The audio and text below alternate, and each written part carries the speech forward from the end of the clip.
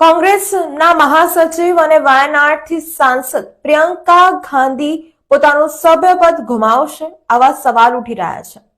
કારણ કે બીજેપીના નેતા નવ્યા હરિદાસે કેરળ હાઈકોર્ટમાં વાયનાડના લોકસભા બેઠક પરથી કોંગ્રેસના મહાસચિવ પ્રિયંકા ગાંધી વાડ્રાની ચૂંટણીને પડકારતી અરજી દાખલ કરી છે.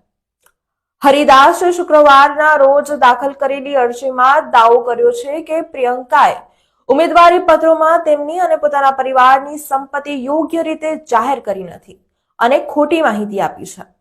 ભાજપના નેતાએ કહ્યું છે કે આ આદર્શ આચાર સંહિતા વિરુદ્ધ છે અને ભ્રષ્ટાચાર આચરવા સમાન છે. હવે સવાલ ઉભો થાય છે કે બીજેપી નેતાના આ પગલા બાદ શું પ્રિયંકા ગાંધી વાડ્રા તેમનું સભ્યપદ ગુમાવશે? કેરળની વાયનાડ લોકસભા સીટ પર યોજાયેલી પેટા ચૂંટણીમાં નવ્યા હરિદાસને કોંગ્રેસના ઉમેદવાર પ્રિયંકા ગાંધી વાડ્રાએ 5 લાખથી વધુ મતોના માર્જિનથી હરાવ્યા હતા. નવ્યા હરિદાસે અરજી દાખલ કરવાની પુષ્ટિ કરતા કહ્યું છે કે આ કેસની સુનાવણી જાન્યુઆરી 2025માં થવાની સંભાવના છે, કારણ કે હાઈકોર્ટ 23 ડિસેમ્બરથી 5 જાન્યુઆરી સુધી રજા પર રહેશે.